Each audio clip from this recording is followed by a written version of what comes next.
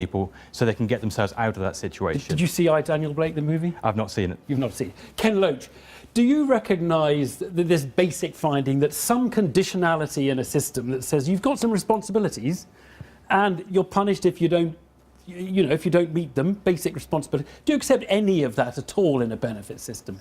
Well, I think what's clear is that sanctions are a cruel and vindictive way of treating vulnerable people. People are set up to fail. The system is there in order to trap them. When they go to a job centre, they're not shown the jobs that are available.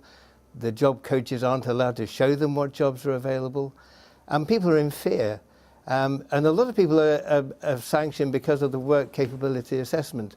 And that again, I mean, we heard stories of a man who had a heart attack in the course of the assessment. He had to go to hospital. He was sanctioned because he couldn't complete the assessment. There are kind of absurd stories of people sanctioned for being a few moments late. And of course, we know job centre staff, and I don't know if Matthew Oakley got this in his report, but job centre staff are given targets. They call them expectations.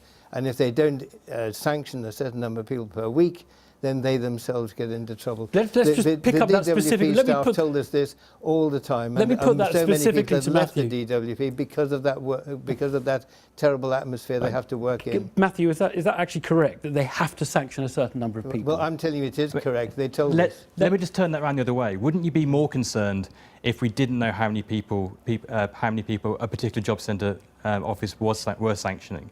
That actually, but hang on, I want them to target people. That we didn't know they were sanctioning, say, 30% of people. Is it not right that actually, in terms of standard management practice, we understand how many people, what proportion of people on benefits each office is sanctioning? But are they targeted? Are they forced? Are they told you should be sanctioning this number? That's not my experience. We spoke to a number of job centre staff in the course of the review. Right. Very much actually.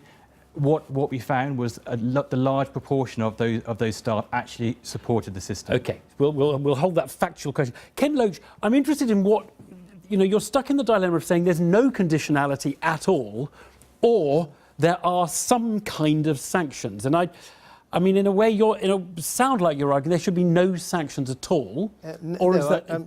I'm saying that nobody supports cheating. And nobody supports tax cheats, but they don't seem to get the same coverage. I mean, I think yes, of course, people should not cheat, and there should be a way of dealing with that.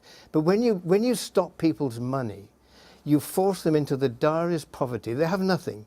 They're driven onto the streets. They're made homeless. Yeah. They're driven to food banks.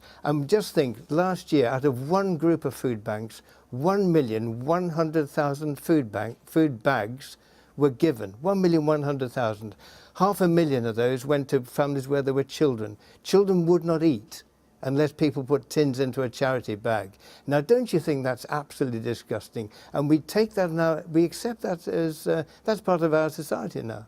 And that's the system that Matthew Oakley appears to be defending.